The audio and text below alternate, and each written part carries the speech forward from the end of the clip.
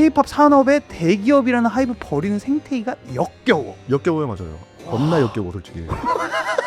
한국 영화들이 보고 나면은 좀 기분이 다 같은 거야. 맞아. 좀 찝찝하게. 그러니까 대부분 영화 감독들이 따지자면 소설가와 별 차이가 없어. 홍상수도 문학적이지, 이창동 문학적이지, 박찬호가 진짜 문학적이지. 근데 나홍진 감독 같은 경우는 나는 정말 최악이다. 봐봐. 좌파 똥꼬충 예술충 문신충. 넌 어떡하지? 약간 이 왼쪽 네 번째 손가락이 어떻게 된 거죠? 이제 잘렸지. 내가 처음에 아빠네 칼 찔린 게 연습할 때 거지. 그래서 막 배에도 있고 막 이런 데도 진짜 많아. 아유 근데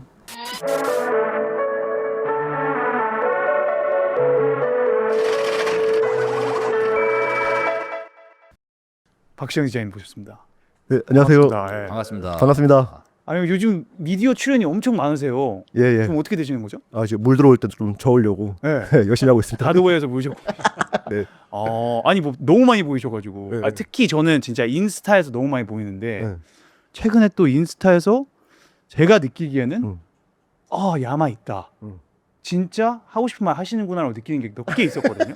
네. 근데 진짜 이건 진짜 깜짝 놀란 게 소신다. 네, 소신 발언급도 아니야. 거의 진짜 힙합 수준으로 공개 디스? 하이브. 네, 하이브를 그냥 그러니까 K-팝 산업의 대기업이라는 하이브 버리는 생태계가 역겨워. 역겨워요. 맞아요. 겁나 역겨워 솔직히.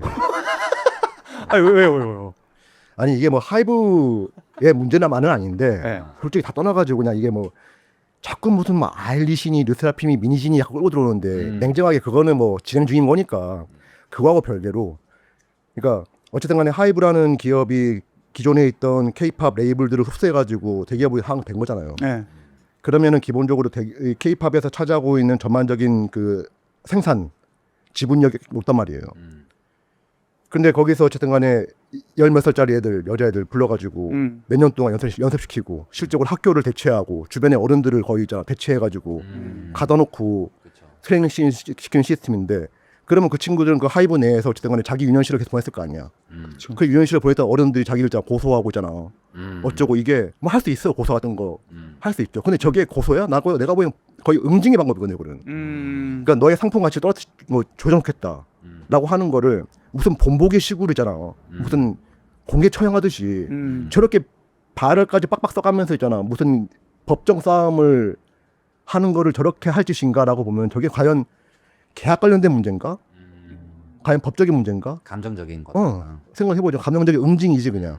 그 응징을 하고 있는 꼬라지가 솔직히 진짜 나이 먹은 어른으로서 보고 있자면은 역겨워요. 그리고 이게 또 저 무슨 말씀인지 아는 게 어쨌든 이 법적 싸움으로 가게 되면은 이게 또 변호사 고용비랑 또 그 리걸 코스트가 장난이 아니잖아요. 그쵸. 근데 이게 예를 들어서 뭐 다니엘 씨가 이제 나왔는데 그럼 이제 개인인 거잖아요. 이게 근데 개인인데 어쨌든 법적으로 있어서 뭐 나는 이 법적 시스템이 좀 틀린 점이 많다고 생각하는 게 결국에 돈이 많고 김앤장 변호사한테 그냥 무한대로 계속 리테이너 지급할 수 있는 데가 이기는 싸움인 거야. 결국에는. 그렇지. 그래서 뭐 형도 잘 알겠지만 그래서 그런 면에 있어서 좀 이게 너무 불균형이 심하고 말씀하신 것처럼 그게 좀 안타까운 면들이 많다라는 생각? 안타까운 면은 이미 지났고 하이브 자체가 벌이고 있는 여러 가지 행태가 뭐 어쨌든 나도 엔터테인먼트 산업 안에 있는 사람으로서 참 이러면 족같죠 솔직히 말해서. 어떤 면이 그 개인적으로 좀 족같은 느낌을 받는 게 뭐예요? 일단은 이 어쨌든 K-팝 산업 자체가 붐을 일어난 게 1세대가 있고 뭐 2세대가 쭉 있게 하겠지만은 실질적으로 착취의 구조예요. 따지자면은 재능 있는 어린애를 미리 캐스팅해가지고 그 친구들에게 투자를 하고 그 투자를 빚으로 지은 다음에 그 빚을 갚아야 되는. 솔직히 말하자면 내가 저기 어릴 때 그 사창가에서 컸는데 포주야 시스템이. 똑같은 시스템이야. 거기도 어렸을 때부터. 그러니까 그 애를 데리고 와가지고 그애 빚을 지운 다음에 얘 빚을 갚게 하는 거. 그러니까 뭐 성형 시켜주고 뭐 이렇게 한 다음에 그 좀 이걸 잡아가지고 이렇게 하는. 아가씨들이 왜 탈출 못 하는데 그 고금리의 그 빚 갚는 것 때문에 탈출 못 하는데 그 친구한테 옷 사주고 뭐 해주고 하는 거 다 이렇게 하고 그 다음에 뭐 월급이 일종의 가부 시스템이 거긴 또 이렇게 일종의. 하여튼 전반적으로 착취 시스템인데 뭐 그거랑 그렇다 쳐. 네. 근데 왜 우리가 어쨌든 덩치가 생기고 힘이 좀 생기면은 그 힘을 어떻게 쓸 줄 아는지 고민을 해야 되잖아요. 그렇죠. 그죠? 음. 근데 그런 고민이 전혀 없죠 하이브는. 음. 여러 가지로. 그 의장이라는 사람은 주식 가지고 장난치고 거기 밑에 있는 게임 회사에서 들어온 그 중간 관리자들은 참 희한한 짓거리를 하고 있고 실제로 거기 하이브가 지금 오르내리고 있는 것 중에서 아티스트의 아트웍이나 네. 그다음에 그 어린 가수들이 갖고 있는 탤런트 재능 같은 것들 이런 것들이 들어간 적 있나요? 그냥 회사가 정해놓은 컨셉대로 움직이는 인형들 만들어 놓고 지네들이 말 안 되면 찍어가지고 저 법정질을 하고 있는 게 난 저게 솔직히 이해가 안 가. 그리고 나 다 떠나가지고 나도 회사를 운영하고 있는데 회사를 운영하고 있으면 제일 중요한 건 그거잖아요. 실적과 그 돈을 어쨌든 간에 버는 게 네. 버는 게 어쨌든 회사의 그 업무잖아요. 그렇죠. 근데 그 정말 잘 나가는 IP 하나를 취소는 망가뜨리는 것도 난 이해가 안 가고 일단 내가 보기엔 무능한데 악랄해. 그리고 자존심만 있어. 그리고 미래에 대한 대비책이 있는지도 모르겠어. 그냥 전반적으로 총체적으로 그냥 무능해 보여 나는 그냥. 아니 그래서 저도 해외에서 한 명 그 친구가 와가지고 음악하는 친구인데 이제 요즘 제가 전반적으로 느끼는 게 K-팝 산업에서 뭔가 그 코르티즈가 되게 큰 그거였던 것 같은데 이제는 뭔가 아이돌들도 자체적으로 프로듀싱하고 우리도 좀 아티스트야 이 브랜딩이 되게 좀 많아진 느낌? 그리고 이제 K-팝 아티스트들도 예전에 막 그냥 완전 귀엽게만 뭐 섹시하게만 갔다면은 이제는 조금 뭐 키키처럼 좀 이렇게 힙하게 그리고 좀 기괴하게 가는 거가 이게 좀 새로운 시장이 좀 열린 것 같은데 그래서 이제 그런 거에 있어서 또 이 분들이 기가 막히게 또 맞잖아요. 그런 프로듀서들이. 그래서 막 해외에서 진짜 좀 어떻게 보면 씬에서 인정받는 그런 이제 되게 이런 소스가 있는 DJ들이나 이런 애들을 데려와가지고 막 송캠프를 시키는데 한 명 그 친구가 있어가지고 와가지고 했는데 되게 너무 경험이 기괴했다. 그러니까 자기네들은 그냥 자기 친구들끼리 모여가지고 이 만드는 이 아트를 창작을 하는 그 프로세스 자체가 되게 유기적이고 이렇게 뭔가 자연스럽고 이런 건데 갑자기 막 엄청 큰 빌딩에 딱 모여가지고 막 80명 그리고 막 그 감독관들이 막 있어. 어떻게 보면 감옥처럼. 근데 거기서 막 야 이렇게 만들고 막 이거 레퍼런스 이거 딱 이렇게 이게 되게 뭔가 기괴했다라는 거야. 그래서 돈 많이 주는 것 같긴 한데 나는 아닌 것 같아라고 하면서 좀 떨어져 나가는 친구들이 있더라고요. 확실히. 그래서 좀 그런 뭐 이런 뭐 좀 법적인 구조나 뭐 이런 그런 거에 또 다른 면으로 말씀하신 것처럼 이런 진짜 크리에이티브하고 창작적인 면에 있어서 진짜 좀 순수함이 많이 보장이 되는가? 그리고 그거를 조금이라도 지켜주려고 하는가에 그거는 좀 잘 모르겠는 게 있긴 해요. 그러니까 예를 들면 영화판에서 보다 이런 거야. 그러니까 CJ가 윤광 감독 영화를 만든 생각을 해봐. 그럼 CJ 어쨌든 그 큰 기업이니까 상업 영화처럼 빨아먹으려고 이렇게 윤광이 갖고 있는 개성이라든지 이런 것들을 잘게 해가지고 뭐 이렇게 뭐 윤광이 10억짜리 만든다면 세계의 주니어 이런 거 만든다는 친구가 갑자기 CJ에서 30억짜리 50억짜리 영화 들어다 쳐봐. 그러면은 당연하게 그 PD나 기획자적인 상업적인 어떤 그 터치가 들어간 건 당연한 건데 문제는 뭐냐면 얘네들이 너무 무능하다는 거야. 서브컬처에 대한 이해가 없어. 그러니까 서브컬처가 지금 유행하는 서브컬처의 그 유행하는 스타일은 뽑아먹었는데 서브컬처 갖고 있는 태도라든지 애튜드라든지 이런 것들에 대해 이해가 없으니까 무조건 그냥 지금 장래에 잘 나가는 서브컬처들 테크노 잘 나가면 테크노 뭐 그 하나 불러가지고 이렇게 적당하게 섞어가지고 진짜 미안하지만은 진짜 고급 식재료 가지고 자판밖에 더 많은 것도 안 되는 거니까 식재료 좋은 식재료 가지고 막 정말 말 그대로 해남에서 고흥에서 전복 가지고 막 다 끌고 모아가지고 만드는 거는 진짜 무슨 고기 완자 말도 안 되는 있잖아 냉동 만두 그러니까 비비고 만드는 거야 진짜 한마디로 그 좋은 재료들을 가지고 이게 얼마나 K-팝 산업 전반의 어떤 구조적인 문제라고 보세요? 아니면은 방시혁 의장을 비롯한 하이브 리더십의 K-팝 산업이 갖고 있는 근원적인 구조적인 문제가 있고요. 근데 그 근원적인 구조적인 문제 같은 경우에는 문제긴 하지만 동시에 폭발적인 엔진이기도 하거든요. 그렇죠. 이거 장단점이 확실하잖아요. 맞아. 그러니까 이게 정말로 그 재능 있는 친구를 하드 트레이닝 시켜가지고 네. 정말로 어떤 그 중국 섞어서 보는 것처럼 기계의 끝판왕처럼 만들어가지고 그렇죠. 그런 정말로 스펙타클한 걸 보잖아. K-팝은 팝하고 다르게 되게 댄스 투차게 해가지고 무대 장치, 그 다음에 그래픽들, 굿즈들 어떤 산업적인 스펙타클 보여주거든. 그렇죠. 근데, 칼군무. 근데 진짜 잘 모르겠어. 이게 홍콩 영화도 네. 마지막에 이지랄했거든. 음. 마지막에 진짜 정말로 아 홍콩 영화 씬이 무너지기 전에. 딱 이질 났거든 진짜. 골든 하베스트라고.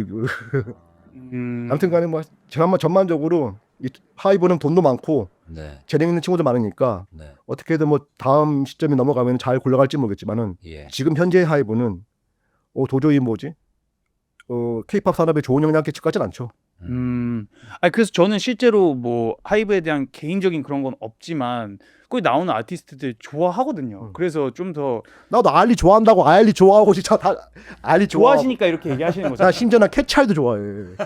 캐치아이 좋아하고. 캐치아이 뭐죠? 처음 들어보는데. 캐치아이 몰라? 이거 네. 다국적. 아 캐치아이 예. 핑키업. 그 만원인가? 너무 이쁘시더라고. 예, 맞아요. 캐치아이 나 진짜 내 최애거든. 네. 내가 제일 좋아하는 아이돌 그룹 중에 하나거든. 네. 그다음에 코티사 노래도 많이 듣고. 아. 하이돌에서 활동하는 아티스트들이 뭐가 제가 있어 솔직히. 아. 그 친구들은 자기가 갖고 있는 재능을 펼쳐 보이고 네. 하는 거지. 거기 관련 애들이 문제인 거지 뭐. 그래서 뭔가 지금 어쨌든 내가 봤을 때 이 K-팝 오퍼레이팅 시스템이 아직까지 1세대에 머물러 있어. 왜냐면 제작자들이 1세대인 것 같아. 그래서 아직 그 문법과 이 탤런트를 키우고 얘네들을 어떻게 관리하고 이런 거가 사실 8, 90년도에 뭔가 한창 그 K-팝 막 H.O.T 이런 거 뜰 때 한 그 매니저들 보면은 확실하진 않지만 좀 조폭 계열이 좀 맞아요, 있단 맞아요. 말이야. 진짜로 그런 사람들이 많이 굴렸단 말이에요. 그래 이거 삐쳐야 되는데 거기 종교 계열이고 조폭 계열 그쪽 계열인 거. 하여튼 그런 좀 사이비 계열이고 그다음 유명한 조폭 계열이거든. 근데 이거 삐처리해야 돼. 예, 이름은 삐처리하겠습니다. 근데 그냥 뭔가 당연히 이 정도에서 더 우리가 발전을 많이 했고 뭐 이제 더 현대화가 많이 되고 하긴 했지만 내가 느끼기에는 아직도 좀 오퍼레이팅 시스템이 1.0, 1.8 이런 거야. 근데 이제 여기서 K-팝이 진짜 좀 더 긍정적인 방향으로 그리고 좀 더 우리가 지금 보는 아티스트 레벨에서 막 어린 친구들이 나도 이제 창작할래, 나도 뭐 작곡할래 이거를 진짜 더 뒷받침할 수 있는 어떠한 오퍼레이팅 시스템이 나오려면 좀 아예 개혁이 2.0으로 가야 된다라는 생각? 그렇지. 이 최근에 뭐 그 아리랑 음반 나왔을 때도 넷플릭스 다큐에 막 방시혁 의장이랑 BTS 멤버들이랑 갈등했던 그런 거 보면서도 많이 느꼈잖아요. 이게 구조적으로 이게 그런 어떤 탑다운 시스템이 있고 엄청 뭐 이쪽에 전체주의적인 그런 생산 과정이 있기 때문에 이 여태까지 K-팝 아이돌이 가능했던 것도 맞는데 맞아. 이미 그걸로 사실 정점은 찍었고 그렇죠. 세계 최대의 팀들이 나왔고 그럼 사실 그 다음 단계를 자연스럽게 기대하는 것 같아요. 우리 같은 시내에 있는 아티스트들은 저도 뭐 음악계에 있다 보니까 양반들 멤버들도 하이브에서 세션 많이 하고 그럼 느낌을 다 알거든요. 근데 이게 정말 좀 약간 너무 구시대적인 그런 느낌이 있는데 즉 뭐 그거 자체 욕하기는 어려운 것 같아. 그것 때문에 나온 결과물도 우리가 즐기잖아요. 근데 맞아. 거기서 좀 더 발전하기를 바라는 마음이 있는데 지금의 리더십은 사실 뭐 하이브가 제일 크니까 그런 거지 사실 뭐 SM, JYP나 뭐 YG도 비슷할 것 같아요. 근데 그럼 좀 거기서부터 조금 더 좀 창발적이고 좀 다양하고 이런 분위기로 갈 수도 없나? 이런 기대를 당연히 하는데 답답하죠. 지금 애초에 그 하이브 건물 자체가 그게 될 수가 없는 맞아. 구조잖아요. 가면은 내가 뭔가 작아질 수밖에 없게 모든 게 좀 이렇게 설계가 되어 있는 느낌? 아모레 파시픽만 해도 조금 더 아름답게 해놓긴 했는데 그것도 사실 보면은 빡센데. 와, 거의 뭐, 예. 거의 뭐 권위가 그냥 뭐 스탠리 큐브릭 모놀리스 아닙니까 이거는? 방시혁 의장님 그 자체적으로 나오는 아우라 자체도 이게 쉽지 않죠. 아니 그러면은 작가님 이게 저희가 이제 K-팝 얘기 많이 좀 했는데 영화 씬은 좀 다른가요? 비슷해. 영화도 비슷했는데 영화 같은 경우는 하도 처맞다 보니까 한동안 코로나 이후로 너무 처맞아가지고 진짜 약간 지금 정신 차리는 분위기. 영화는 그래도 약간 아이돌 업계는 음악 업계는 그 가수가 제작자에 비해서 갖는 권력이 크지 않은데 영화는 그래도 제작자보다 감독의 힘이 좀 있잖아.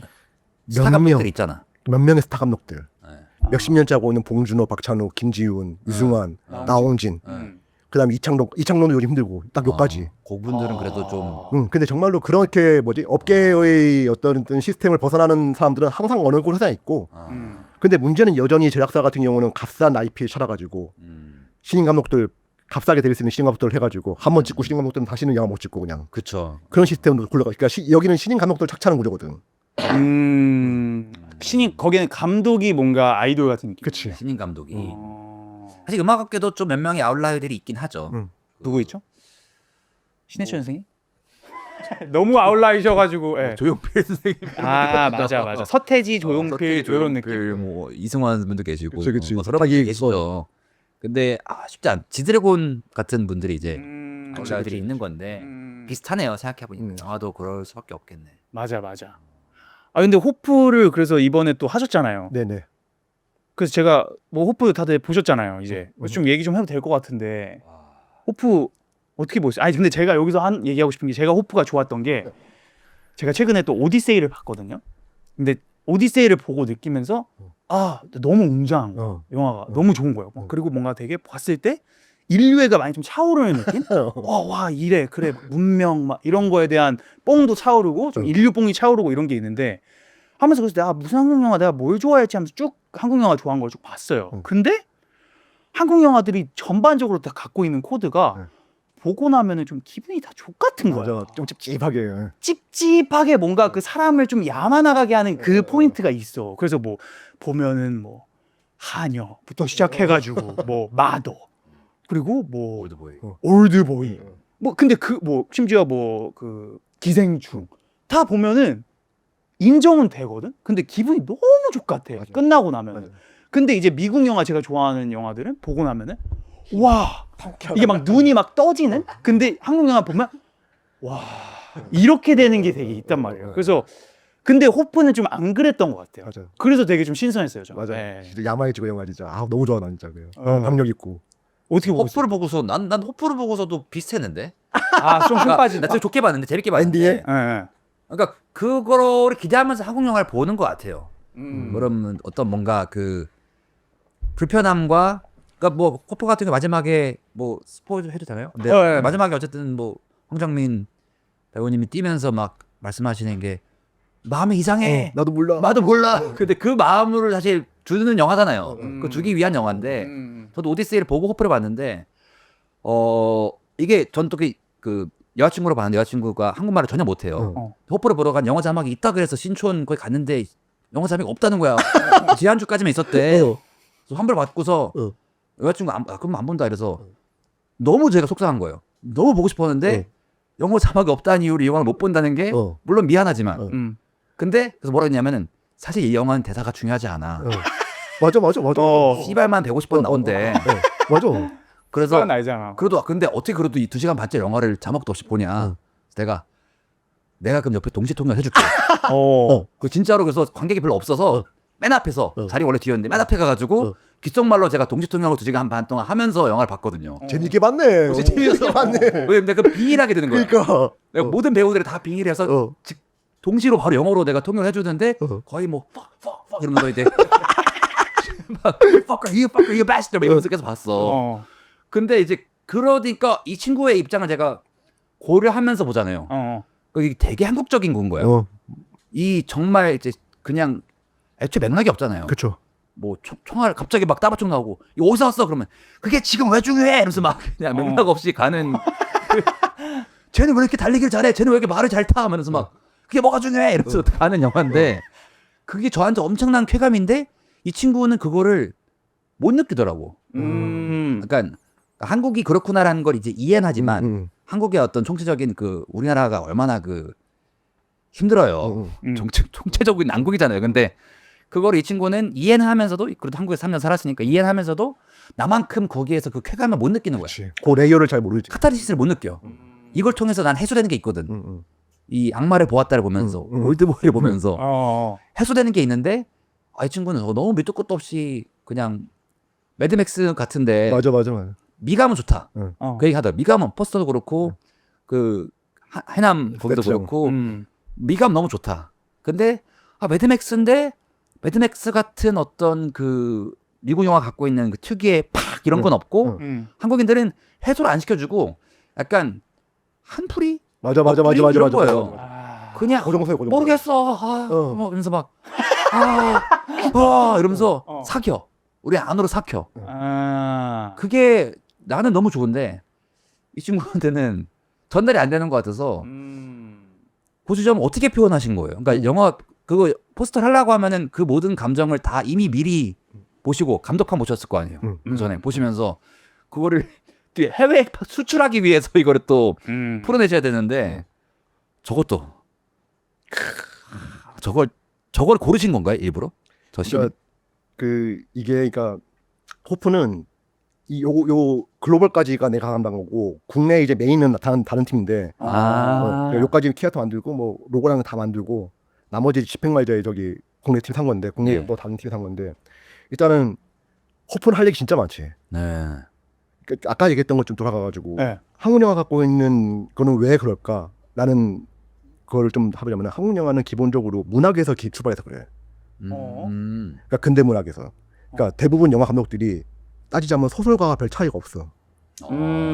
자기 이야기를 직접 신호를 쓰고 그거를 개발하는데, 그러니까 미국과 달리 한국 같은 경우는 영상적인 영상이나 어쨌든 이미지적인에서 출발하는 감독들이 아니라 대부분 문학적인 내러티브 내에서 출발하기 때문에 그래서 문학적인 뭐지 약간 좀 그 페이소스 카타르시스보단 페이소스에 조금 더 집중되어 있지. 페이소스가 뭐죠? 그러니까 약간 다층적인 감정. 그 뭐지 힘들어하는 누군가를 보면서 품게 되는 뭐 여러 가지 혐오감과 연민 동시에 품게 되는 요런 감정들. 복잡한 그 사람이 품어 나와 막 그런 거에 또 문학적인 어떤 부분에 조금 더 집중되어 있지. 우리가 아는 홍상수도 문학적이지, 이창동 문학적이지, 박찬호가 진짜 문학적이지. 그다음에 말했던 거 김준도 진짜 문학적이거든. 근데 그분은 조금 더 영상을 잘 쓰는 것뿐이고. 그렇죠. 그나마 좀 영화적인 감독들은 나홍진, 유승환. 그 1.5세대. 영화적이라는 건 미술적인, 딸잖아요. 비주얼적인. 근데 나홍진 감독 같은 경우는 곡성에서 봤다시피 스토리텔링이나 구조를 플롯을 꼬는 데는 정말 천재적인 감독이거든. 근데 워프에서는 그걸 다 지워버렸거든. 그러니까요. 근데 그게 사람들은 지웠다 생각하는데 나는 정말로 되게 그 한국과 화약보는 분단, 그 다음에 80년대의 방공정서, 그 다음에 그 시골 마을이 갖고 있는 집단 정서, 그러니까 한국적인 정서를 그냥 시대를 병렬로 쫙 늘어놓고 다 박아놓은 거거든 이게. 그렇죠. 그게 기존에 갖고 있던 한국이랑 너무 다른 지점이고, 그 갖고 있던 그것들을 장치로 쓴 거지 그냥. 그러니까 이때까지 우리는 한국이 갖고 있던 역사적인 아픔 이런 것들을 너무 소중하고 맞아요. 진지하고 막 이렇게 다뤘잖아. 근데 이번 영화에서 난 너무 좋았던 게 그런 것들 정말 오락거리로 써버리니까 거기에서 오는 쾌감이 좀 크더라. 맞아요. 그게 좀 야마였던 것 같아요. 근데 제가 생각하기에는 왜 한국 영화들이 좀 유일히 또 독특하게 한국만 그런 게 좀 있는 것 같거든요. 일본 영화가 가장 그래도 좀 비교 가능한 것 같은데 거기는 또 조금 다른 것 같아요. 뭔가 좀 더 고어한 느낌인 것 같고 한국 영화는 좀 더 그냥 진짜 그냥 족 같은 그 뭔가 그냥 그 반지하 끈적끈적한 약간 비 오는 날 약간 느낌. 뭔가 그 그냥 캐캐하고 막 그거 있잖아요. 그냥 냄새가 막 되게 불쾌한 걸 전달을 잘하는. 근데 보니까 옛날부터 뭐 칸이나 뭐 이런 국제적인 이런 영화에서 우리나라가 그런 걸 할 때마다 너무 칭찬을 많이 해주는 거야. 너무 이거가 잘했다. 올드보이 대박 나고 하녀 뭐 칸 가고. 이게 예전부터 그런 정서를 표현하는 게 되게 외국인들의 입장에서 너무 신선한가 봐. 왜냐면 자기네들은 그만큼의 캐캐함이 없거든. 그치. 저의 이론이 그 약간 19세기에 유럽이 지배했을 때 러시아 문학이 갖고 있었던 역할과 위치가 그러니까 우리나라가 지금 전 세계적으로 갖고 있는 그 역할인 것 같아요. 비슷한 도스토옙스키 이런 거. 톨스토이 이런 게 사실 그거들 진짜. 중심지에서 절대 못 나오는데 변방에서 겪고 다 겪은 사람들이 그거 다 삭히고 익혀가지고 약간 풀어냈을 때 중심지에 있는 사람들이 약간 자기 좀 이렇게 문화적으로 좀 열려 있고 뭐랄까 자기는 좀 다층적인 사고를 할 수 있는 사람이다. 이런 걸 뽐내고 싶을 때 사실 프랑스에 있는 영국에 있는 그 당시에 양반들이 이제 톨스토이 좋다고 해주고 도스토옙스키 좋다고 해주고 러시아인들은 비해 뭐 이러면서 막 높이 쳐줬잖아요. 역사도 놓고 좀. 네. 근데 우리나라 시대 또 당시 러시아 귀족들은 다 프랑스어로 생활하기도 했었고 우리나라가 약간 지금 영어를 다 이제 미국을 다 소화한 다음에 그거를 우리끼리 어떤 사실 저 페이소스라는 말도 사실 그냥 한이야. 맞아요. 한이 그들한테는 페이소스 이해가 되는 건데 그 한을 어떻게 푸냐에 따라 다른 건데 사실 그렇기 때문에 엄청 폭력적이고 그러니까 그냥 외국인들 봤을 때 그냥 우리나라는 폭력적이에요. 올드보이도 못 잡고 삭혀서 맞아. 너무 지나치게 폭력적이야. 감정의 고어지 우리나라는. 진짜. 맞아. 엄청 폭력적인데 그거를 통해서 사실 우리는 그 해소해야 할 지금 우리 당한 폭력이 많으니까 그 한이 있거든. 소포를 보면서 저도 그 가상의 지명, 뭐 이번 호포리, 뭘 곡성도 곡성이고 이거를 갖고서 완전히 갖고 노시는 게 거기서 저 엄청 해남에서 찍었는데 갑자기 무슨 뭐 이상한 침엽 그림이 엄청 나오고 갑자기 막 여기 외계인이 있고 이게 말이 안 되잖아. 그게 너무 나는 쾌감인데 그 외국인 그러니까 할리우드 외계인 영화 익숙한 사람 입장에서는 그냥 뭐 좀 풍경이 약간 다른 건 재밌는데 그치. 그냥 뭐 이런 느낌인 거죠. 그치. 그래서 해외에서 잘 됐으면 좋겠는데 어떨지 모르겠다. 그러니까 그 문법에서 벗어나서 나는 해외에서 그만큼 잘 될 것 같지는 않아. 왜냐면은 그 뭔가 그 한국인의 말한 것처럼 그 감정 유린 거의 그 관객을 거의 감정적으로 유린을 한단 말이야. 뭔가 그 막 그 추함을 되게 이렇게 주입하면서 막 너 진짜 지금 기분 족같아야 돼.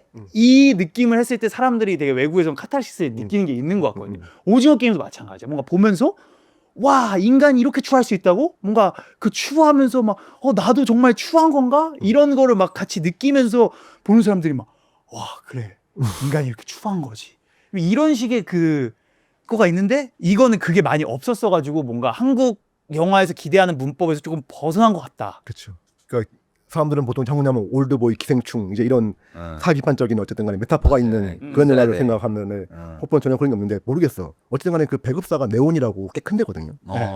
그다음에 외국 같은 경우도 제법 그래도 꽤 큰 배급사들이 이제 배급을 맡았단 말이야. 칸에서 반응이 그래도 나쁘지 않지 않았나요? 좋았던 것 같긴 한데. 좋은 건 아니지. 호불호가 많이 갈렸지. 근데 이 영화는 솔직히 말해서 호만 있으면 안 돼. 호프는 이렇게 호불호가 갈린 다음에 약간 시간이 지나면 살짝 컬트로 가야 되거든. 그렇죠. 그쵸. 매드맥스 계열로 가야 돼. 이거 약간 컬트로 가가지고 그냥 꾸준하게 사람들 있잖아. 그냥 시간 재미없으면 한번부터 볼까? 약간 이런 영화처럼 가야 돼 이거는. 괜히 막 엄청 무슨 사회적인 의미를 해석하려고 하고 막. 맞아. 그게 진짜 아예 없어서 좋았어. 뭔가 아이가 있긴 하지만은 그냥 그거를 몰라도 최소한으로. 몰라도 돼. 그래. 그냥 한국에서 만든 외계인 영화가 있다는 것 자체가 나는 내 말이야. 그걸로 끝났어요 저는.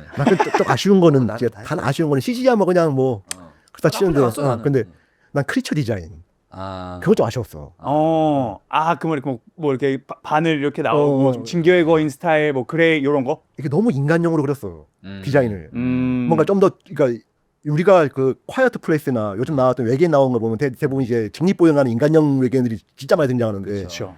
한국에서는 좀 다른 방식의 이 신체를 가진 외계인도 나쁘지 않을 텐데 싶었어 지금. 바피몽두 같은. 바피몽두 나왔으면 괜찮았을 텐데. 아니 그래서 아까 이거는 또 다른 얘기긴 한데 그 말씀하시기 저도 이제 작가님이랑 전화하고 했을 때 그 어렸을 때 차일드도 좀 그런 뭐라 그러죠? 성장 배경 이런 것들이 너무 와 이런 분이 한국에 있어도 되나 싶을 정도로 아까 있어도 되나 싶을 정도로 뭔가 그 말씀하시기를 이제 사창가에서 잘하셨다고. 그래서 좀 그 어렸을 때 이야기 좀 여쭤볼 수 있을까요? 그러니까 서울에 어디서 자라신 거예요? 그러니까 제가 경상북도 구미라고 그때가 그러니까 80년대 초반인데 예. 80년대 초반에니까 그때 막 이렇게 공장들이 막 구미에 막 생기셨다며 경부고속도 뚫린 다음에 이제 거기에 그 뭐지 삼성전자 뭐 LG전자 옛날에 금성전자 이런 방식으로 약간 조립 공장들이 골드스타. 공장들이 막 엄청나게 생기기 시작할 때 말이지. 사업단지가 생기기 시작하면은 한 도시 전체에 그 되게 대규모 개발이었거든. 그러니까 당연히 전국 각지에서 사람들이 몰려들지. 몰려들면 너무나 자연스럽게 그냥 뭐지 노동자만 몰려드는 게 아니라 이제 이 포주들, 깡패들 위훈가가 잘 생기니까. 그런데 생기기 시작하면서 이제 막 이제 급하게 이제 인구들이 늘어나면서 생긴 내가 살았던 곳은 구미의 신평시장이라는 곳이었는데 신평시장. 그때는 지금처럼 어떤 집장촌 개념이 아니고 집장촌은 좀 80년대 이후에 생긴 개념인 거고 네. 그때는 어떤 거냐면 우리말로 좀 방석집. 그러니까 개인이 하는 조그만한 이렇게 방석 깔아놓고 막 이렇게 문탱이 치는 있잖아, 막 쇼도 하고 막 이런 방석집이라고 그래가지고 한복 입고 막 아가씨들 나오고 그런 요만한 집인데 이렇게 들어가면은 방이 이렇게 있고 이게 다다미처럼. 네. 그럼 다 깔려 있는 거야 그냥 그게. 그러니까 옛날 방식의 하여튼 그건데 그게 개인당이야 개인당이. 마담이 있고 마담 밑에 그러니까 포주가 있고 포주는 이 방석집 10개 정도를 관리하고 그 밑에 마담들이 있고 그 마담 밑에 또 아가씨들이 이렇게 있고 이런 방식인데 근데 그런 방석집들이 쫙 몰려있는 골목이었어요.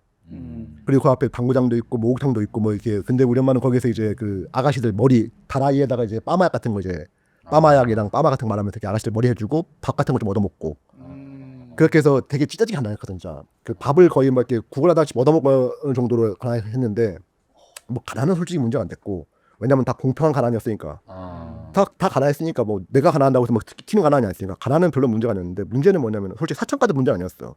왜냐면 나야 그 뭐 나 밖에서 보기에는 몸 파는 언니들이 나한테는 이모였거든 전부 다. 그러니까 별로 문제가 안 됐었는데 문제는 뭐냐면 우리 아버지라는 사람이 깡패였거든. 깡패라고 그냥 좀 쪽팔려. 깡패라고 하긴 싸움도 못했어. 건달이야 그냥. 논팽이 건달. 근데 막 그 동네 형님 듣고 막 동네 동생들 챙기고 막 이런 거였는데 밖에 나가면은 막 호인인데 집에 와가지고 막 엄마를 미친 듯이 팼거든. 내가 처음 기억나는 엄마 얼굴이, 그러니까 나는 어릴 때 엄마 얼굴이 맨 얼굴이 기억이 안 나. 항상 멍들었거나 피가 떡이 됐거나 그런 환경에서 컸어요. 그냥 그런 환경에서 컸고 하여튼 좀 애가 있으면 안 될 곳에서 컸지. 근데 뭐 여러 가지로 문제는 형제가 있으셨어요? 남동생 하나 있고 걔는 내가 그래도 좀 많이 보호했지. 그 친구는 그 아빠가 그런 걸 잘 몰라. 왜냐면 항상 그 밤마다 딴 집에서 잤거든. 그것도 그런 시절을 보내고 진짜 11살 때 처음으로 일을 했는데 11살 맞나? 국민학교 6학년 몇 살이지? 11살. 13살, 12살, 13살. 예. 그때 그 신평에 있는 롤라장에서 이제 그 신발 롤라 신발이 이렇게 갈아주는 거 하면서 처음 돈 벌기 시작했는데 그 돈 벌었던 이유가 뭐냐면은 아빠 찔러 죽이고 도망가려고 그 돈 모았었거든. 이제 그 정도 좀 심했었어 엄청. 그래서 남들한테 이런 얘기하면은 뭐 내가 자란 동네도 약간 우와. 그다음에 뭐 그런 뭐 어릴 때부터 일했다 가면 우와. 그다음 내가 막 이렇게 어울려 다녔던 뭐 그런 것도 우와. 그런데 난 진짜 날 가장 족같이 만들었던 거는 우리 아버지의 폭력이었거든. 그것도 가장 뭐라고 하지? 나는 저열한 남자들 별로 안 좋아하거든. 근데 그게 진짜 그것 때문에 뭐지만 하여튼 그랬어요. 그런 어린 시절을 보내고 그랬죠. 그러다가 서울 언제 그러면 떠나신 거예요, 구미로? 서울을 그러니까 그때가 18살이었는데 원래는 그냥 서울을 떠날 수가 없었어. 왜냐면 구미에서 내가 뭐 공부를 잘한 것도 아니고 그래서 어떻게든 좀 떠나보려고 막 알바도 하고 돈도 벌어보고 그 다음에 운동도 해봤는데 운동도 뭐 이렇게 정모션 나갔는데 바로 1라운드 KO 당하고 막 이것도 안 돼. 어떻게 해보려고 했었는데 운동도 안 돼. 공부를 해고 대학 갈 수도 없어. 근데 그때는 뭐 미술 같은 걸 아예 몰랐으니까 이쪽은 애체는 게는 완전히 말 그대로 저기 돈인 애들만 하는 거고 미술 쪽 이런 음악 쪽 이런 거는. 그렇죠. 그러니까 이거는 아예 생각도 못 하고 정말 그때 당시 90년대 그때 초반 80년대 후반 요때는 그 구미에서 서울 간다면 거의 유학 가는 거였거든. 미국으로 유학 가는 거. 그랬는데 그 내가 되게 그 동네 그 내가 자란 동네는 중학교 3학년이 되면은 무조건 조직에 들어가야 됐어. 씨발 나 진짜 지금도 약간 황당해 진짜. 구미에 있는 그 중앙로가 있거든. 네. 그 거기 유흥가도 아니고 되게 구미에서 가장 큰 번화가였는데 네. 거기 중앙로를 관리하고 있는 조직이 중앙파였어. 중앙파. 근데 우리 동네 앞에 목욕탕 하던 상철형이 있었는데 상철형이 거기 중앙보스였거든. 그래가지고 우리 이 동네에 있는 남자애들은 무조건 중학하면 되면 거기 가야 되는 거야 무조건. 중앙파로. 중앙파로 이제 가서 인사하고 막 있잖아. 중3짜리 애를 골프 옷 입히고 있잖아. 골프 옷이요? 골프 옷. 뭐 블랙 앤 화이트 이런 거 있잖아. 골프 막 이런 거 입히고 막 이렇게 바지 내려가지고 막 이렇게 이런 거 입고 막 엘레트 신발 신고 옛날 그 인천 족복들 들어왔던 것처럼 막 이렇게 입혀가지고 막 그렇게 하는 동네였는데 나는 우리 아버지가 그런 사람이었으니까 난 아까 얘기했지만 저열한 남자들 진짜 싫었거든. 그러니까 내 눈에는 그 미안한데 진짜로 센 척만 하는 족박 같아 보였어. 그러니까 너무 족박 같아 보였거든. 비겁하고 자기들보다 약한 사람들한테는 막 이렇게 패고 윽박 지르고 막 갈취하고 다고리로 막 올려가가지고 있잖아. 이런 걸 보고 자랐는데 나는 다고리 치는 걔네들보다는 대려 두드려 맞고 하면서도 걔네들 가면은 같이 밥 비벼 먹고 나눠 먹는 시장 아줌마들이 훨씬 더 나 강해 보였거든. 근데 하여튼 그래서 막 나는 어쨌든 그 저열함 자체가 왜 싫었냐면 내 안에도 있거든. 어쩔 수 없이 내 안에 양아치 근성이 있거든. 보고 배웠으니까. 그래서 자기 혐오도 있고 그거를 피하고 싶은 마음도 크기 때문에 정말로 그 저열함이 진짜 뚝 싫었거든. 왜냐면 내가 그 속에 들어가는 순간 나는 우리 앱이라는 사람하고 똑같이 살 수밖에 없는 거야 진짜. 내가 할 수 있는 거는 몸사람 기도 아니면은 웨이트 아니면은 뭐 이렇게 가끔 이렇게 기동서방 같은 거 하거나 그런 거 살지 않거든 솔직히. 그래가지고 도망 다녔었는데 계속 중학교 때 중3 때 안 가. 예, 중학로 안 가려고. 예. 고1 때 1년을 도망냈거든. 와. 근데 고2 때 그 상철이 형이 와가지고 니네 집 불 지른다고 진짜 뭐 나오면은 그래서 무서워 도망간 거야 서울로. 그날 밤에. 와. 불을 지른다. 그래서 진짜 밤에 새벽에 가기 전에 그 상철이 가가지고 진짜 개새끼 존나 팬다고 있잖아 도망갔어. 아 상철 형을 또 패시고. 어차피 떠날 거니까. 와. 그러고 도망와가 서울에 와가지고 고2 때 그때 겨울에 도망와가지고 혼자 오셨어요. 혼자서. 와. 그때 그 잘 데가 없으니까 그래서 이제 잘 데가 없으니까 그 터미널이랑 역에서 좀 잤었는데 그러다가 이제 막 그 옆에 있던 그 노숙자 형이 야 너 오토바이 탈 줄 알면은 주유소 가면은 방이 있대. 옛날에 주유소는 이렇게 옛날에 주유소 스카스카모 영화 보면은 그 주유소 옆에 방이 있거든. 항상. 거기 보면은 오토바이 갖고 있는 애들 양아치 4명이서 이제 거기 모여가지고 본드도 빨고 보자 하면서 노는 방이 있다 우리가. 이제 거기서 자는 거지 이제. 그러니까 오토바이 탈 줄 알았는데. 그러니까 방을 준다는 이유 때문에 이제 가스 배달을 하기 시작한 거지. 그래서 인도권에 있는 가스 그 주유소에서 가스 배달을 했는데 그 우연히 가스 배달이랑 석유 배달 간 데가 사상동에 있는 문화학교 서울이라고 시네마테크였어요 이렇게. 영화를 보는 시네마테크. 그때 20살 때 거기 가스 배달 가가지고 네. 그때 이제 거기 있는 누나들이랑 형들한테 완전 반한 거지. 오. 내가 봤던 형들 누나들은 다 좀 미안하지만은 좋은 형들이 누나가 있긴 하지만은 몸 파는 누나도 아니면은 깡패들밖에 없잖아. 내가 겪었던 누나들은 형들은. 근데 여기는 진짜 저 시장 빠꼼한 영화를 보면서 있잖아. 너무 막 옷도 세련되게 입고 앉아가지고 막 말도 안 되는 막 뭐 대릭점원이 어쩌고 이런 얘기하는 거 막 있는 거야. 아 프랑스 뭐 문학 얘기하면서. 예. 근데 그 단어랑 그 모습이 너무 나 꼭 여기 끼고 싶다 막 이런. 여기 꼭 끼고 싶다라는 게 어쩜 동화줄처럼 나한테 보였거든. 내가 여기에 끼고 여기에 어쨌든 간에 이 쪽에 들어가게 되면은 나한테 들러보일 때 있던 그 지구철 양아치 같은 것들이나 그 폭력 같은 것들이나 이런 것들이 좀 없어지겠지라고 하는 약간 일종의 동화줄 같아가지고 되게 열심히 다녔거든. 그러면서 안면 트고 거기서 이제 뭐 이제 시네마테크니까 뭐 영국 영화 특별전 뭐 이런 거 하잖아, 그런 거 할 때 이제 그런 찌라시 같은 거 만드는데. 복사제가 이렇게 해가지고 한글로 만들고 이제 그거를 이제 오토바이 탈 줄 아니까 연대나 이제 그런데 이대 같은데 학교 학생회 앞에 그 게시판 있는 데가 붙이고 오라고 그런 걸 맨 처음에 하다가 내가 봤는데 이거는 눈에 띄까지가 않은 거야. 그래서 내가 약간 좀 꾸몄거든 이렇게 형광펜으로 막 꾸미고 와. 그렇게 해가지고 그걸 보고 누나들이 너 소질 있다 그래가지고 해보고 해라 그래가지고 시작한 게 이제 포스터일. 그때부터 하신 거예요? 그렇게 올라왔죠. 이렇게. 그때는 이제 극장에 들어가는 거 다 직접 그려야 되고. 그건 아니고 그 시네마테크 같은 경우에는 20년도가 아니었다. 20년도가 아니고. 아니 나 춘천에서 내가 잘할 때까지만 해도 그랬거든. 춘천가 20년 때 그랬거든. 서울이잖아요 서울. 시네마테크에도. 예. 네. 그냥 그 무슨 상영회 할 때 그 학교 앞에 막 엄청나게 그 대자보도 붙고 막 이런 데가 있었어요. 게시판 같은 데 사람들 통화해서 보라고. 그때는 인터넷이 없었으니까. 이제 그런 찌라시 같은 거 만들면서 열심히. 그렇게 해서 올랐습니다. 그게 거의 한 30년 전이네요. 그때 이제 20살 때 이렇게 하시고 어떻게 뭔가 처음 제가 알기로는 좀 더 인디 그런 씬에서 먼저 활동을 하신 거잖아요. 그렇죠. 그럼 처음 그렇게 할 때 좀 그때 씬이 어땠어요? 좀 그때 재밌는 이야기들 몇 개 있나요? 그때가 진짜 제일 재밌었어. 진짜 힙스터들이었을 것 같은데. 그때가 그러니까 뭐냐면 이제 막 크라임넛 그 드럭 막 생기기 시작하고 클럽데이, 마스터 플랜, 제머스 빵 이런 제머스 빵, 뭐 스팽글, 드럭, 그러니까 홍대 거리에 갑자기 명월관, 그러니까 생전 듣도 보도 못한 클럽들이 막 갑자기 막 생기기 시작했거든. 그때가 막 태동기. 태동기였어가지고 그때 일감이 진짜 많았던 게 매일매일 파티였거든. 그 파티 이상한 파티. 어떤 파티죠? 뭐 로키오로 픽처쇼 같이 보면서 있잖아. 분장해서 같이 있잖아. 술 먹고 있잖아. 이러면서 막 따라 부르는 파티를 한다. 어느 클럽에서 막. 와 야마 있다. 막 그런 이랬어요. 그다음에 저기 들어가면은 진짜 애들 막 다 이렇게 그때는 모아크? 아니 그러니까 이 모아크를 어설프게 봐가지고 이렇게 여기만 세우잖아. 여기 이렇게 산드라박 같이 세워가지고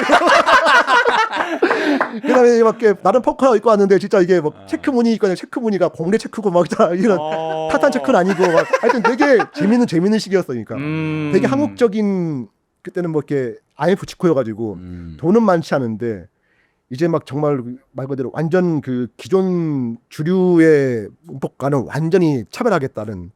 그래도 마탱이 간 애들 진짜 많거든요. 마탱이 간 애들이. 와, 그럼, 그럴 때였어요 진짜. 재밌었어요. 제가 첫 오디션 봤던 게 빵이었거든요.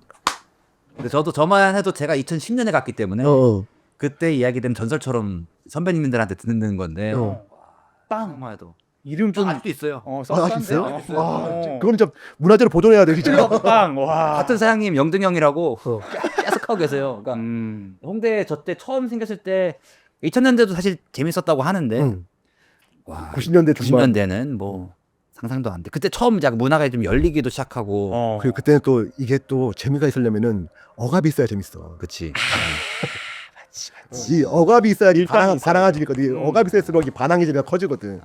그때 정말 경찰도 들어오고 막 이랬으니까. 막 공연하고 있으면 그때는 다 불법이었으니까. 그렇죠. 경찰들 들어오고 길거리에 있으면 잡아가고 막 그잖아. 클럽 대한다고 막 있잖아. 막 패고 막 이래가지고 더 재밌었던 것 같아. 그 당시 대통령이 누구였죠? 기억나죠? 뭐 노무현, 김대중. 90년대는 김대중. 2000년 쪽은 노무현. 그쯤에서 가나. 김대중. 아니 그러면은 그때 처음 인디씬에 딱 들어갔을 때 잠깐 느낌이 어땠어요? 완전 진짜 완전 다른 삶이었을 거잖아요. 근데 갑자기 그때 그러면은 내가 만약에 작가님이었으면은 인디뽕이 개차오를 것 같긴 하단 말이야. 말이 안 되게. 차오는 정도가 아니라 그냥 내가 인디야 그냥.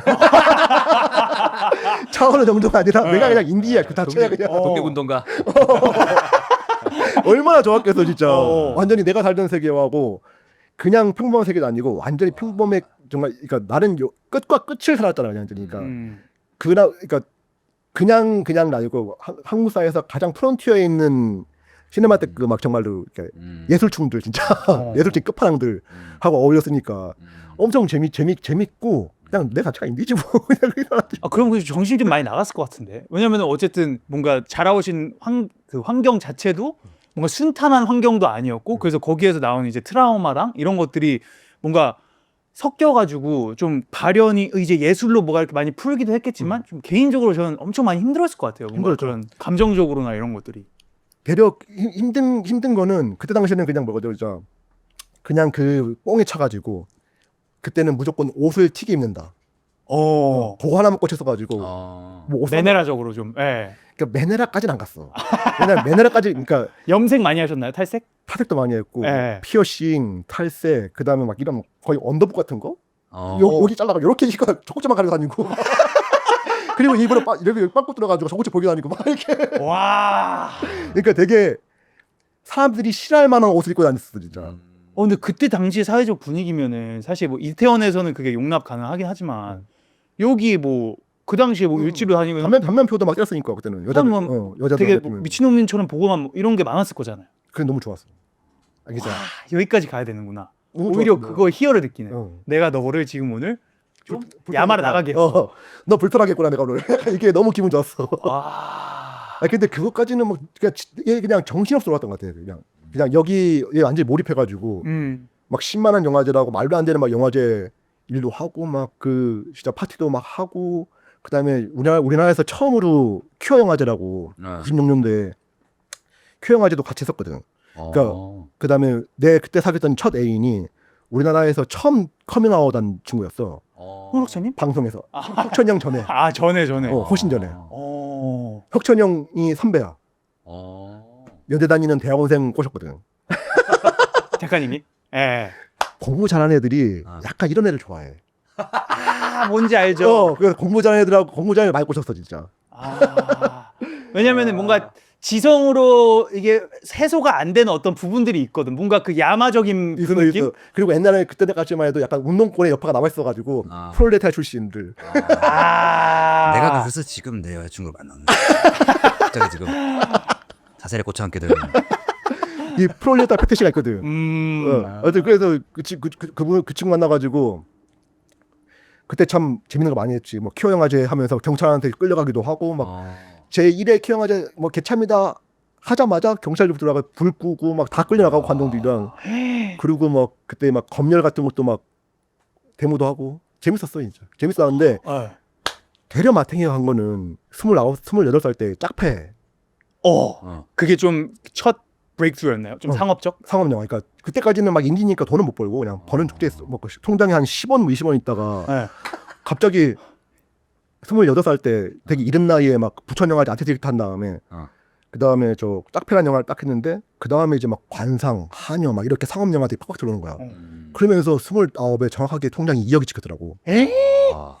20원에서 와. 몇 배야 그게? 그러니까 이게 진짜 이게 좀 돌이켜보면 팔자가 진짜 너무 약간 양극화야 팔자가 진짜.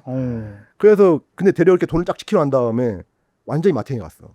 그때는 막 사람 금 나누고 깔보고 그다음 내가 이제 돈 있으니까 인디씬 애들하고 살짝 멀리하면서 있잖아. 이게 메인스트림 애들하고 영화 쪽 이제 애들하고 인사 안 되는 이제 겸상 안 하는 애들하고 이제 난 좀 더 높은 곳을 향하여. 그래서 막 일부러 막 그 영화 감독들하고 막 술자리 나가서 딸랑이도 하고 막 배급사들 가면 있잖아. 막 노래방 가서 있잖아. 막 이렇게 진짜 춤도 추고 막 있잖아. 막 이러면서 돈들이 막 벌리기 시작하고 그다음에 내가 만든 것들이 사람들이 그냥 홍대에서 많은 게 아니라 전국적으로 알잖아 이제. 그렇죠.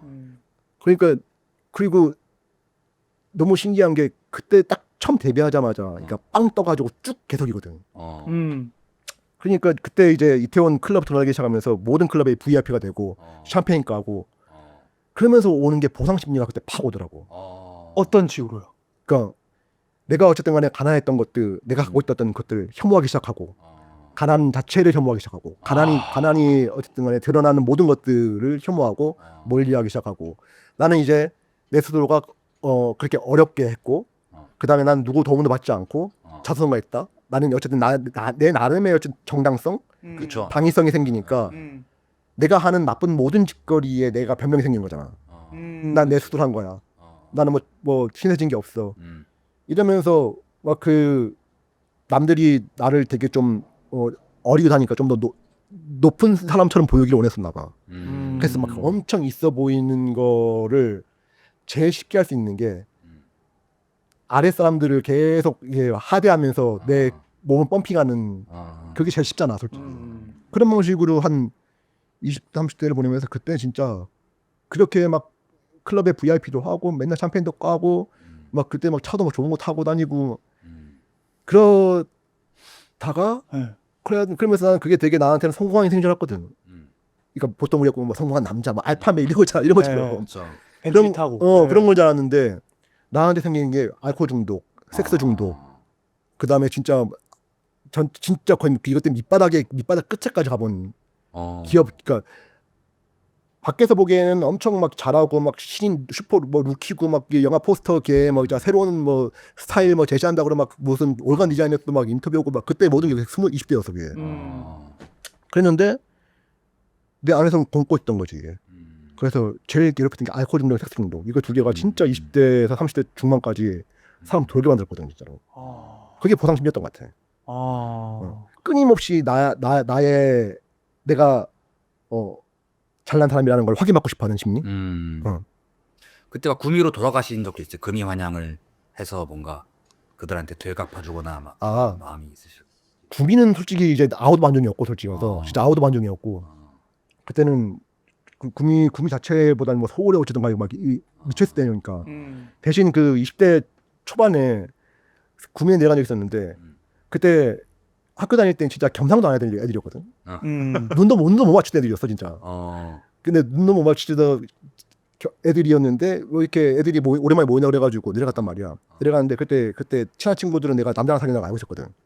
남자랑 사귀는 걸 알고 있으니까 이렇게 먹다가 있는데 저쪽 테이블에서 진짜 학교 다닐 때 단 한 번도 눈도 안 맞추고 겸상도 안 하는 애들이 내가 딱 게이라는 거 딱 듣고 와더니 딱 눈빛이 틀려지는 거야. 날 아래로 보는 거야. 그때 느끼는 묘한 이상한 게 좀 있었거든.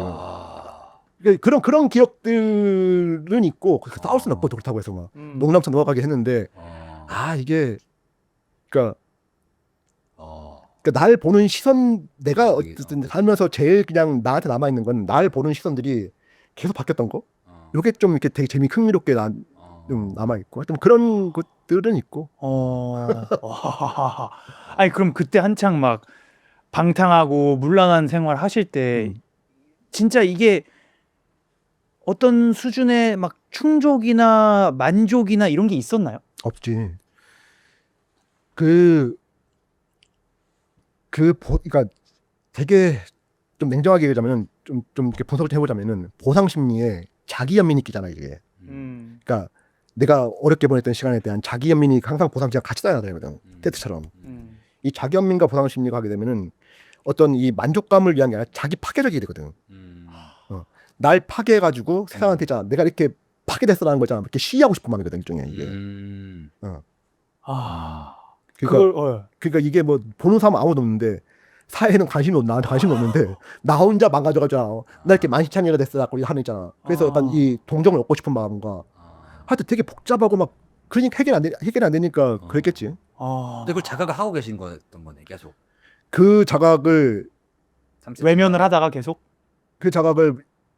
그 뭐지 한번 죽으려고 했거든 한 번은. 그때 딱 깨달은 거지. 아 씨발 진짜 너무 나한테 내가 너무 잔인했다라는 생각이 든 거지. 그때 처음으로 30대 초반에. 그리고 이제 그 중독 벗어나는 거에 한 3년 정도 쓰고. 그건 어떻게 벗어나셨어요? 어떻게 벗어나? 그거는 진짜 방에 가둬야 돼 이렇게 방에 가두고 친구들 돌아가면서 불치면서 서고. 그래서 한 달 정도. 그래서 일단은 섹스는 벗어났거든. 근데 알코올은 진짜 오래 걸리더라고. 알코올이 진짜 힘든 거. 알코올이 진짜 힘들어. 알코올이 진짜 힘들더라 그게. 무슨 삶을 사신 겁니까? 재밌는 삶을 살았죠.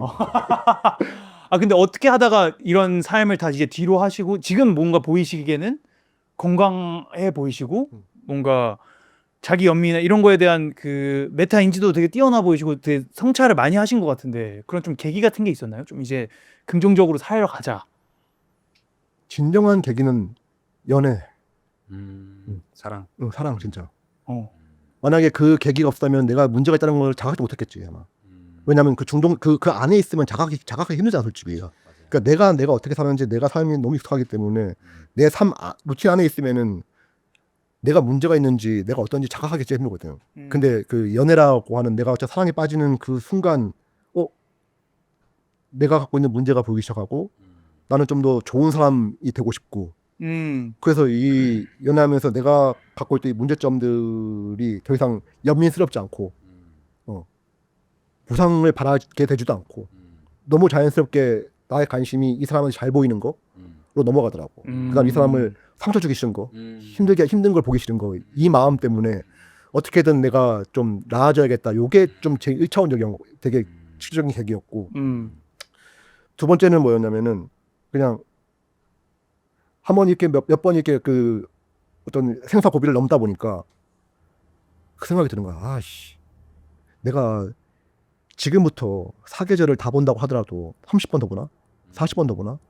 그러면 진짜 지금 있는 요 사계절 최대한 길게 생각하지 말고 봄, 여름, 가을, 겨울만 생각해야겠다 했잖아. 봄 오면 봄만 생각하고 약간 그렇게 또 많이 했던 것 같아. 길게 안 보려고 그냥. 그러니까 인생을 길게 목표를 길게 보고 하니까 과거도 길게 보이고.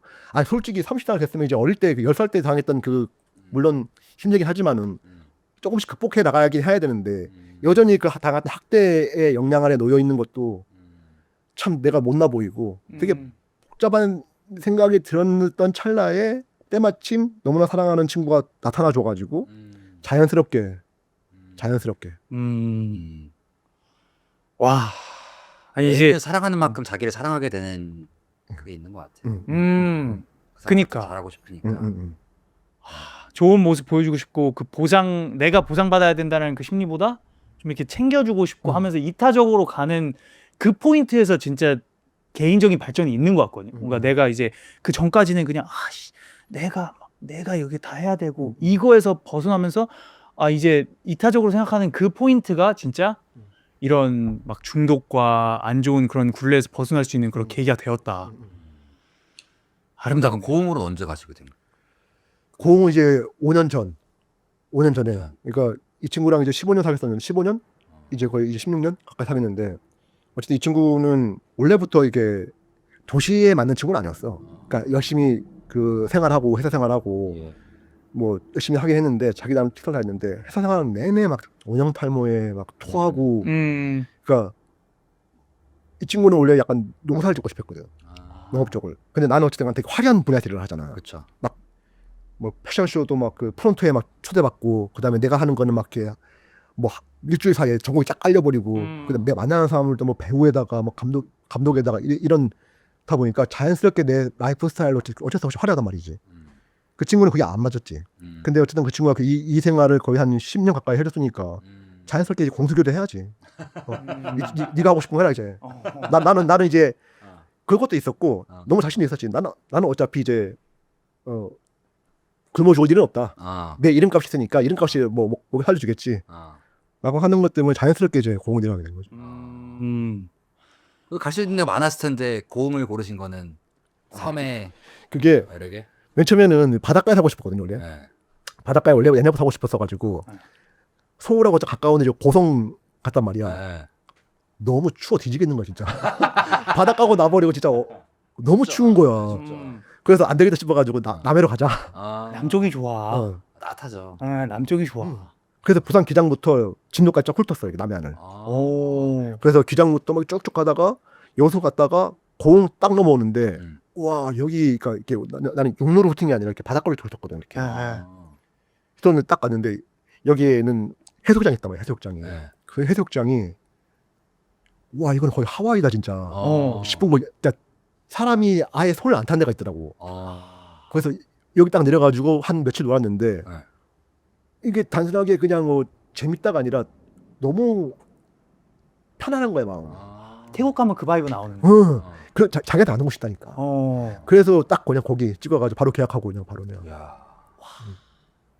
아니, 저희가 이제 1시간이 돼가지고 연장전으로 넘어가야 되는데 지금 이제 좀 더 사랑 이야기가 나오면서 그렇죠. 또 이제 작가님이 오픈 게이지 않습니까? 그래서 조금 그거에 대해서 좀 더 묻고 싶어요. 그 게이 정체성 플러스 또 작가님한테 남성성은 또 무엇인지. 왜냐면 또 아까 듣기로는 이제 아버님한테서 그런 남성성을 배우고 부여받기보다는 좀 그 다른 이제 뭐 방석집 언니들 이런 사람들한테 많이 좀 이걸 배운 것 같아가지고 좀 그런 점이 좀 흥미롭거든요. 그래서 그 얘기는 저희 연장전에서 뵙도록 하겠습니다. 감사합니다. 예. Peace. 사실 우리나라 아이돌을 서양에서 처음 보면은 다 게이라 그래. 그치. 근데 쏙 게이하긴 해 좀 전반적으로. 그런 얘기도 있어. 게이들이 몸 많이 만들면은 이성 애들은 살 빼고 이성 애들이 스키니해지면은 게이들이잖아. 옷만 이렇게 막 하고 막 그런 방식으로 사회 통일 남성들을 엄청나게 패티시처럼 좋아하는 경향도 있지.